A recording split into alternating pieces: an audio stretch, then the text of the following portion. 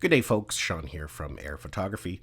So today I want to go over the DJI Avata and the Horizon Steady feature. One question that I have been asked over the last week is whether they should get something like this or the Mini 3. Now I had that same question with the original DJI FPV and the Mini 2 back when it was first released. A new user is not quite sure whether they should go with something like a traditional drone or the FPV. And for the most part I would always give them the same answer. I would recommend something like the Mini 2. For most new drone pilots, that's what you're going to get the most use out of, especially if you're looking to capture cinematic video, photos, and things like that. But with the Avata here, my opinion's kind of changed on that, and that's due to the Horizon Steady feature. Not only can you fly this like a traditional FPV drone or a Cinewhoop style drone, it actually does a really good job at capturing stabilized footage. And in that aspect, you kind of get the best of both worlds. Now I'm going to go into that a little bit deeper and why I think that. Now as I'm talking, I'm just going to put some footage up on the screen, stuff that I've captured with the Avata in Horizon Steady. Now some of the shots that I like to capture with my drones are proximity shots.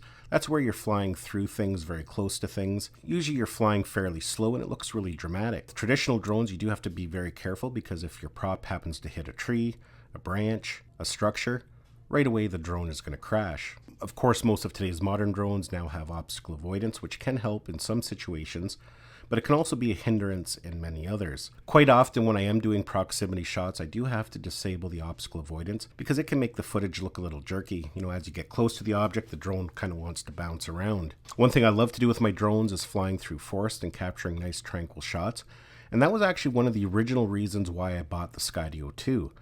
Just due to its obstacle avoidance, you didn't have to worry so much about hitting trees and branches. You could fly it through a forest and not have to worry too much about crashing.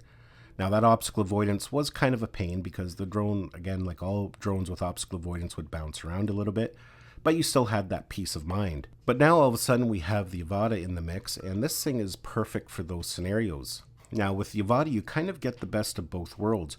You can fly this like a traditional Cinewhoop FPV style. You can set the stabilization to rock steady. That'll maintain that FPV look, give you the feel of flight, and make it nice and flowing. But if you don't like that style and you just want a traditional video where the horizon stays level, in the settings you can enable Horizon Steady, and that's going to mimic the look of a traditional drone. And because of the way this drone is designed, you can fly fearlessly in and around objects, not having to worry too much if you happen to hit something. Most of the time when you hit a branch or a tree, leaves or foliage, this thing is just going to go right on by. It's just going to push everything out of the way. Now if you do happen to hit something harder at a higher rate of speed and the thing falls to the ground, you don't have to worry too much about damaging it. I've already crashed this thing I don't know how many times. If it's upside down, you just put it into turtle mode and off you go again. Or you just flip it upright manually and away you go. But the shots I can get are actually pretty incredible. I'm quite happy with how it works. The camera on it's really good. I would say it's almost on par with the Mini 3. Of course, the other benefit that the Mini 3 has is obstacle avoidance, but as mentioned, quite often I turn that off. And really, when you have a drone that's built like this, that can take a fall, that can hit objects and just push them out of the way, who really needs obstacle avoidance anyway? Now, of course, the big problem, if you decide to go to a drone like this instead of something like the Mini 3, the only way to fly it right now is with the goggles. And in most countries, you can't fly by yourself. You have to have a visual observer.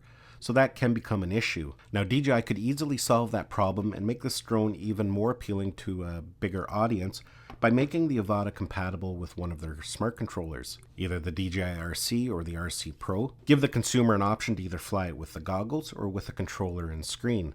That way, if you have to fly alone, you can fly it with this. Now, you may not have as much precision when you're flying with an FPV screen over something like the goggles, but then at least you have the choice. You can wear the goggles if that's what you choose that day, or you can fly it with a traditional controller. A drone like this isn't really designed to fly way high up in the air, but you can definitely do it. Here's some footage that I'm at right around the 120 meter mark, which is about 400 feet for people in the US. And as you can see, the footage looks just fine. So if you do want to get some nice high up shots, you're definitely able to do so.